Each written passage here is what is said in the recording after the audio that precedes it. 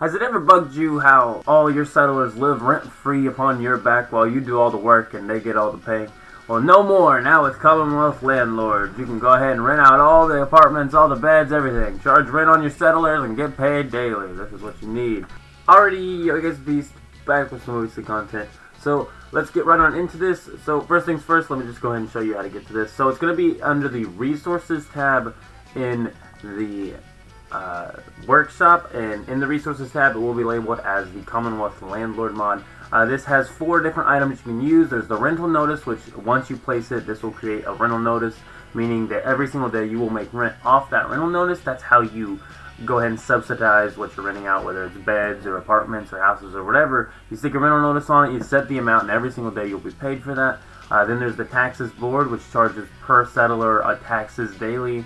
You can set that. I do believe happiness affects that. There's also the sales storage and the tribute box. The tribute box is basically just random items being brought to your castle or whatever settlement you're using automatically, and the other box is a box you can put things in, which whenever you're away from your settlement, it will automatically sell the things that are in the box and earn you some more caps that way. This is just another way of making settlements a little bit more enticing to play, but also something that will just bring to you reason to really be building settlements to begin with. This brings more revenue for your settlement, so you can work on more shops and earn caps to build shops and such. But without further ado, I guess we'll go ahead and show an example here. So as you can see here, I have 3 apartments set up here at my castle so far. We'll start with apartment 1. It is only a 15 cap a day apartment, so it is on the cheaper side of apartments. I don't know if it's the cheapest one that I'm going to build in the castle, but it is on the cheaper side. As you can see, we got a crate bed here and a nice tire seat there for sitting. That's very, very good and useful. We got apartment 2 here. This is the higher rent apartment. I think it's a 25 caps apartment. It's got a free chest for you to put stuff in. Nice IKEA bed there. We got a safe, and then we got this cabinet you can stub your toe on every time you come in. Okay, next apartment. So, as you can see, 25 caps for apartment 2.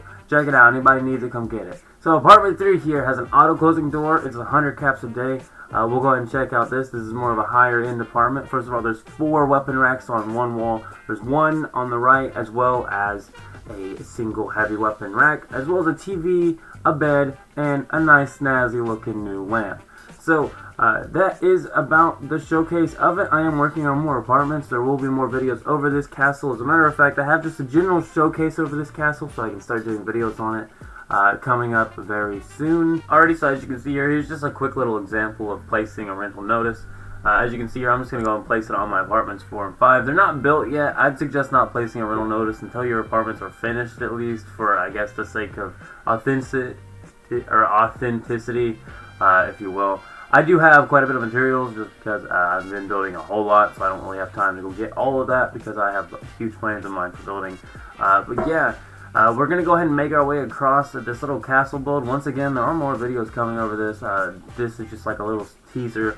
We're going to go over to the taxes board, the tribute box, and the sales box just to go ahead and show you what those are doing here. As you can see, we have them set up in the back of the room. We also have a few other mods for workshops and stuff, just for decorating and such, as you can see on the table there. But here we go, tax board. So, as you can see here, daily tax per settler, 25 caps. Daily tax for this entire settlement is 375 caps a day. Happiness, minus 25. So, I'm not sure. I guess I need to add caps for happiness. I don't know why it's minus 675, or maybe it's times 25. I'm not sure on that. I'm not sure what happiness does, but it does affect it. As you can see, there's also a tribute box and a sales box. The tribute box just randomly has new stuff like ammo and such go into the tribute box for every settlement you put one in. It's 1 per settlement, same with the sales box. Anything you put in the sales box will be sold while you're away from the settlement. I'm also going to go ahead and show you an example of just how collecting rent works. It is automatically just dispensed into your inventory that amount of caps daily. It gives you a little notification saying your rent has been paid for the day. People have paid all their rent, so yeah, pretty cool, pretty nice way of earning some extra caps. It could be considered a little game breaking if you place too many rental notices or things like that, but at the same time, not really, especially if you're using legitimate resources to be building these. Now, if you're not, then you're already in one case where you already have all these resources. You might as well have all these caps, because that's kind of why I got it, is because I'm building a giant city in the castle and every other settlement ever, and I also use expanded settlements, and a bunch of crafting mods in place anywhere. So I'm doing a lot of builds here, so I'm not really going to sit here and farm all these materials out for no reason. There's just no reason to. That's just not really feasible. But as you can see here, that is the mod for the most part. I think we're going to go ahead and fast travel somewhere and then wait 24 hours. I think we're going to be headed to the Starlight Drive-In. I am working on a base here, as you can see as well. It has a wall around the entire settlement, and it's using the Expanded Settlements mod. So the settlements do reach farther than the normal boundaries, which we will see in a second once we do load. Alrighty, so here we go. We're at our Starlight Drive-In settlement. I don't actually think I ended up having a place to sit here, so we did end up just putting down some benches, which you'll see in a minute. I like this one. This is going to be another marketplace sort of area, but once again, I didn't really have any caps besides, you know, going out and grinding them. But I figured while I was doing all this building, I'm just kind of trying to sim a little more on the building side of it. That seems to be what I'm having more fun with lately, so that's what I've been doing. We do have a shop set up here for just ammo and a guns vendor here. I do not mind this settlement either. Once again, I will be doing videos of this settlement very shortly. It is just started, so it's not like I really need to do a full showcase over it. Really, there's only one building in the entire thing, and a wall around the entire thing, which is nice, but you know.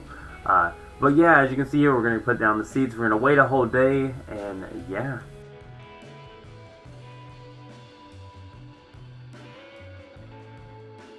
Alrighty, so as you can see there, it says daily income received, 515. As you can see here, Zeta Invaders, and once again another mod. I will be showcasing this one. This one was a Project Zeta mod, just letting you know there. But I do believe that's about all for the video. Go ahead and leave a like on the video if you did enjoy it, and keep it beast mode. I am out. See ya.